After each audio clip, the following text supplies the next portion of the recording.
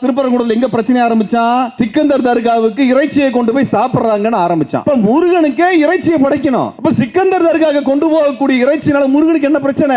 என்ன பிரச்சனைனா, முருகன் திருப்பரங்குன்றம் கோயிலை விட்டுட்டு சக்கரை பொங்கல் எவ்வளவு நாள் திங்கிறதுன்னு சொல்லி அவர் சிக்கந்தர் தர்காவுக்கு போயிடுவார். இவங்க கொடுக்கக்கூடிய சக்கரை பொங்கல் எவ்வளவு நாள் தான் திங்கிறது, தேங்காய் எவ்வளவு தான் சாப்பிடுறது, நான் சிக்கந்தர் தர்காவுக்கே வந்துடுறேன்னு முருகன் மேலே ஏறி போயிட்டா இவங்களுக்கு என்ன பண்றது, சம்பாதிக்கிறதுக்கு வழி கிடையாது என்றுதான் பிரச்சனை ஆரம்பிச்சிருக்கான்னு நினைக்கிறேன். அப்ப இறைச்சியை சாப்பிடுறது, அசைவ உணவை சாப்பிடுவது எப்படி அசுத்தமானதாக இருக்கும்? நம்ம வீட்டுல எல்லாம் வாரத்துல 7 நாள் இறைச்சி உணவு தான் நமக்கான உணவாக இருந்திருக்கிறது. இன்னைக்கு என்ன பண்ணிட்டான்? திங்கட்கிழமை இந்த சாமிக்கு படையல் போடு, செவ்வாய்க்கிழமை அந்த சாமிக்கு போடு, புதன்கிழமை இவனுக்கு போடு, வியாழக்கிழமை சாய்பாபாவுக்கு போடு, வெள்ளிக்கிழமை இந்த சாமிக்கு போடு, சனிக்கிழமை பெருமாளுக்கு போடு, ஞாயிற்றுக்கிழமை தூக்கத்தை போடுன்னு வந்துட்டான். இப்ப அசைவ உணவே இல்ல.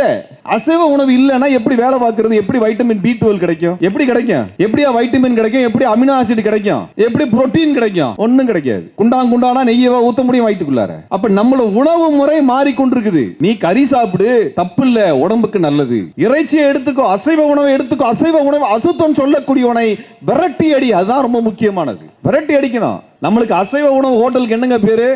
என்ன கேட்போம்? முனியாண்டி விலாஸ் இருக்கான்னு கேட்போம். முனியாண்டி விலாஸ்ங்கிறது நம்ம முஸ்லீம் பேரா? முனியாண்டி விலாஸ்ங்கிறது முஸ்லீம் பேரா? தமிழ் சாமியோட பேர் யாது? அப்ப தமிழ் சாமி அசைவ உணவு இல்லாமல் இருக்காது.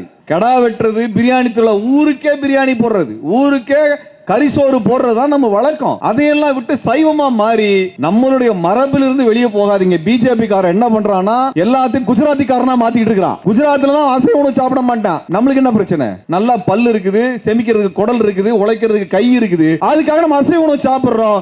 நாம் உலகத்தை படைக்கின்றோம். தோழர் முருகன் சொல்றார். தோழர் முருகனுக்கு திருமுருகாற்று படையில சொல்றாங்க, பழியிட்டு ஆட்டை பழியிட்டு அதுல குருதியிலே தோத்தை பிசைஞ்சு வையின்னு சொல்றாங்க. ரத்த பொரியல் குடுன்னு கேட்கிறாப்ல முருகன். ரத்த பொரியல் முருகனுக்கு கொண்டு போய் சக்கரை பொங்கலை போட்டு சுகர் பேஷண்டா மாத்தி வச்சு இவனுக்கு எல்லாம் இலக்கியத்தால் ஒன்றுபட்டு உன்னை போன்ற